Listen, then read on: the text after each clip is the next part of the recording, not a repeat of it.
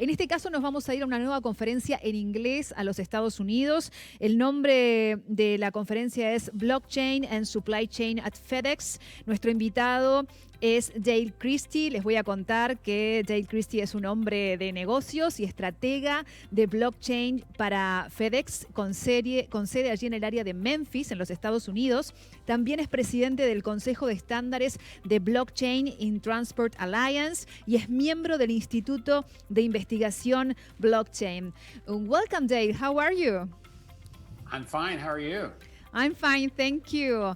Well, we are ready here and our audience to hear you in this conference. Are you ready?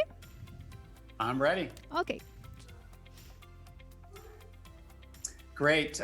Good afternoon, good evening to everyone. I bring you greetings from Memphis, US.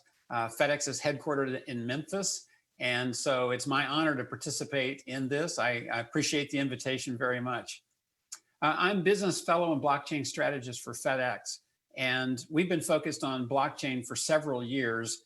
And so I thought I'd start off today with a little bit of a history lesson. And I'm going to go through about the last 5 years of blockchain in the first moment or two of the presentation. So here we go. We're all going to get rich with Bitcoin. I'm sorry. What's blockchain? If I sprinkle a little blockchain dust on something, will it grow 6 feet tall? We're going to join a consortium. That's the way we're going to scale blockchain around the world. We're going to treat blockchain just like the internet, and we're all going to get rich. I'm sorry, what's blockchain again? You know, this technology is not very mature. We're going to wait a few years before we jump into it. Smart contracts are neither smart nor a contract. We're a middleman. Peer-to-peer technology is not going to affect us at all. I don't have any problems with co-opetition as long as I don't have to work with anyone.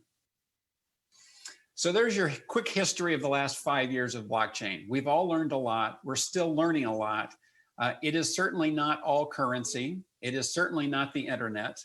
And so hopefully along your journey, you've learned like we've learned. So from a FedEx point of view, we go back several years now, and which feels almost like ancient history. We were at Consensus 2018 in New York City with our chairman, Fred Smith, and our chief information officer, Rob Carter. And so the first opportunity for us to really speak about that was important for us to make sure that our chairman was involved with that. I could be an evangelist. I could be a lone person at FedEx talking about blockchain, and it doesn't make a lot of difference. But when the chairman and when the CIO walk out, now all of a sudden, lots of people we have their attention, right? So our chairman came out and basically said, it's going to completely change worldwide supply chains. And he also said, when you stop innovating or pushing the envelope of innovation, you are really on your way to commoditization or potentially to extinction. And so big statements like that got everybody's attention in the media, in the social media, but it also points out how much of a visionary our founder really is. He invented an industry 50 years ago, the air freight industry, basically. And so he is still on the very front end of that. And our CIO, our chief information officer, also spoke. The other part of the slide is basically that our biggest realization in the past year is that for blockchain to be transformative, it has to be bigger than us. And he talked about that at a conference in Toronto in early 2019, where for the very first time in our almost 50-year history, he basically said that we believe in the global commerce space that the answer is open.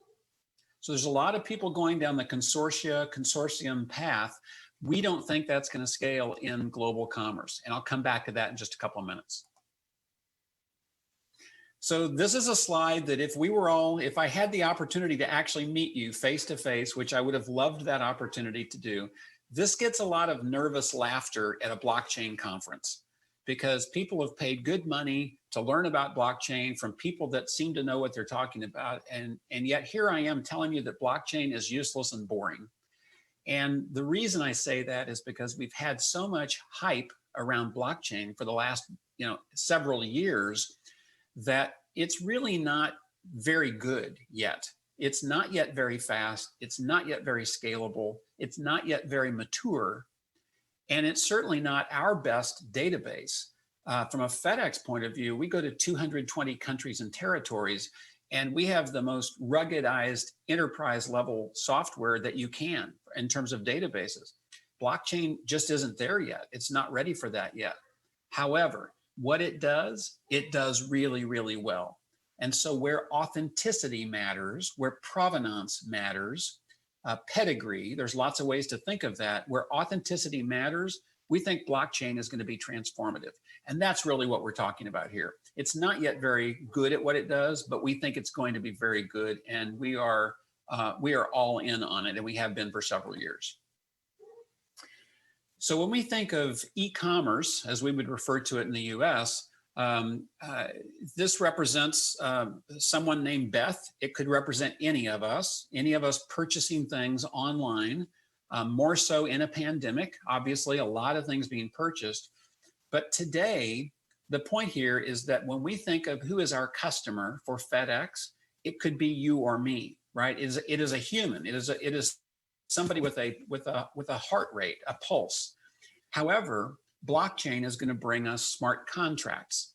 And those smart contracts, represented in the yellow section of the slide on the bottom, is the code. And above that in the blue, basically are if, comma, then statements. So if, for example, I tell you I'm going to bring it to you in a few days, 3 days, 2 days, whatever the time frame is, and if in the future I keep it at the right temperature, at the right humidity, if I do all the things that I told you that I would do, then you will pay me for that.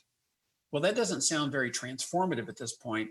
However, in the current scenario, I may have to wait 10 or 15 or 30 or 40 or 60 days for that payment, even though I already provided those services. With a smart contract, that could be the same day. It could be an instant or a micro payment. And so that's fundamentally going to do a couple of things. The smart contracts are going to change a lot about what's going on, but it's also going to change the way we think of a customer. So certainly Beth is a customer and Beth is a human, but Beth may have 5 or 10 or 20 smart contracts working for her as well, and they will have a wallet. So not only is my customer Beth, but my customer may be one of these machines. I'm referring to smart contracts as machines. And for every one human Beth, there are going to be 1,000 of these smart contracts or machines within just a few years. So it's going to fundamentally change the way we think of who is my customer. When we also think of this technology, one of the transformative pieces about it is the fact that it is known as peer-to-peer technology. And so if you need a ride and I have a vehicle, then a ride sharing app of some type may or may not be better than a taxi or a cab model that we've traditionally had. But either way, that ride sharing company is taking a percentage right off the top, right? That's the business that they are in. That's their business model. However, if we think of a blockchain example, if you need a ride and I have a vehicle and we can find each other in a trusted environment like blockchain, we may not need that middleman sitting between us. And so that becomes very transformative when you think of that. Several years ago, when I first started the very first use case at FedEx, it was a receiver and a shipper and a carrier. It was just a little three-party scenario. And it worked, and we learned a lot about it. But the real moment that really was impactful for me was if I think of a Shanghai to San Jose, or a London to Memphis, or something that crosses borders, and all the people that are involved. You have a broker, you have a forwarder, you have, I know somebody, I know this. There's multiple people involved in that process. And if you and I can find each other, across a border or across an ocean, that could be very disruptive to a lot of those people that are playing in that space.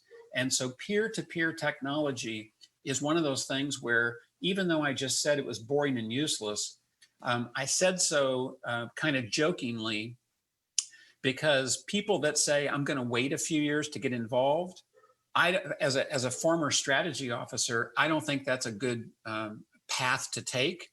Because if you are in a position, and FedEx is in a middleman position, we do a lot of things around the world. So I understand that as well. But companies that are in middleman positions that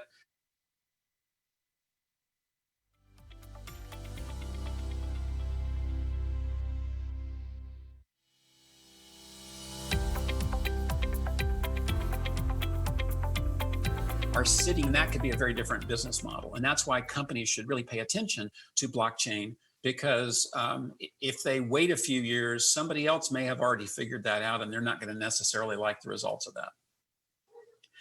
So when I think of the C-suite, so that's Chief Executive Officer, CEO, or CFO, Chief Financial Officer, et cetera, et cetera. And this is the senior group that runs a company, basically. A lot of them still don't understand blockchain. And so when I think of blockchain, I think blockchain is a technology discussion, but it's not only a technology discussion. And so when I mentioned a moment ago with the Beth and the e-commerce example, the chief financial officer is responsible for bringing in money, right? And managing the money. And if you can get paid quicker, then that might be of interest to them. But the C-suite, the CEO, CFO, CIO, all those are also responsible for risk and opportunity. And so regardless of what technology there is, or whether this technology is mature or not yet mature, they're responsible for paying attention to what their company looks like from a strategy point of view. And so the example that I use in e-commerce, the chief financial officer is going to be interested in that, because they're going to get paid quicker by those smart contracts. The chief information officer is going to need people to code those smart contracts. The chief legal officer is essentially going to need bilingual attorneys or lawyers who are fluent in both paper contracts and smart contracts. And now we're halfway around that room. So it's not just a technology discussion. It really needs to be discussed at the highest levels of the company, so that they understand what the risk and opportunity is, whether or not it comes about like we think it will in the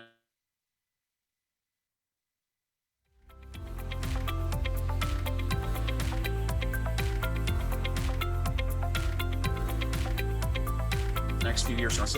It has impacted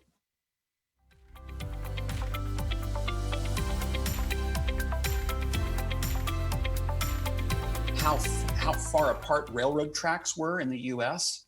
Until they got to the same common width, they weren't able to scale it, to get it all the way across the United States. There are other examples for telegraphs and for electricity and all kinds of things. But if you think of how transformative just the letter A is, once you can create the letter A, or an example of that, we think standards are going to be important in blockchain. We're very involved in standards development through the Blockchain and Transport Alliance, et cetera. But once we can get to standards in this space, it creates enhanced network effects. And once you have the network effects, once you have the standards, then all kinds of businesses and support and related industries come in to support that. And that drives that network effect, and it drives adoption. So this is an example that takes a second to kind of create. When we think of blockchain, we think of kind of a fork in the road. We think of basically two paths. The first path, and I kind of joked about it in my early slides here, the first path is a consortia model. So you, me, one other person, we're going to create a consortia. We're going to sign non-disclosure agreements. We're going to get the lawyers and the attorneys involved. And we're going to figure out something and start working on it. And then we add another person, and then we add another person, and we're up to 5 or 10 or 15 or 50 or even 100 or even 1,000. But it's very cumbersome to keep adding more people in that scenario. We don't actually think that's going to scale in global commerce. We actually think the other side of the other choice is open and open technology. And by comparison, rather than trying to scale something, there are tens of thousands or even more entities in global commerce, all the way to a bicycle delivery. It's not just a small number. It's a really large number of entities out there. And whatever solution we have that's going to bring blockchain into all of that is going to have to scale globally. So by contrast to the consortium model, if we can agree on an open source license, software development license, like Apache or MIT or some open source license that we can agree on a global basis, by the way, not just in the US, but on a global basis, and everybody can look at that and say, I'll agree to use that, then we just scaled this globally. And that's where we think this is going to go from a FedEx point of view. And that's why our CIO said, we think for blockchain to be transformative, it has to be bigger than us. That's what he meant by that. Traditionally, we've created our own solutions and we've put a FedEx logo on that. And we don't think we can put a FedEx logo on blockchain and have the world, including our competitors, pay us to use it, nor would we pay to use their solution as well. That's why we think this is going to have to be public and open, ultimately in the global commerce space. Certainly, we've got a long way to go from there. However, now that I've explained that, now what you're looking at on the slide, if you think of the right side, this kind of futuristic looking city, kind of looks like Dubai maybe, or something like that, or other cities out there. Think of that as blockchain.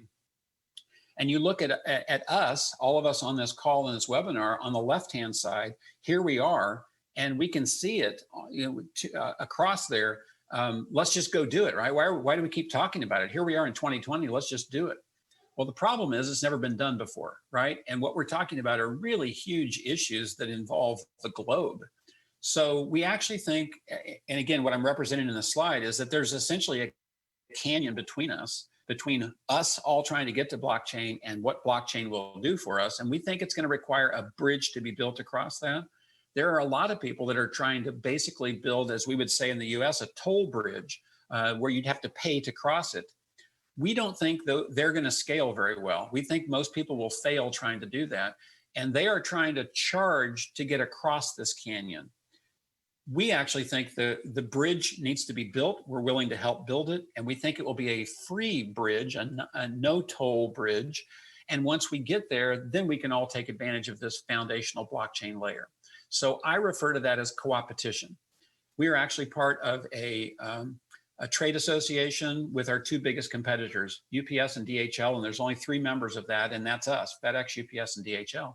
And we actually worked last year on a position paper on blockchain and emerging technologies that we provided to the World Customs Organization.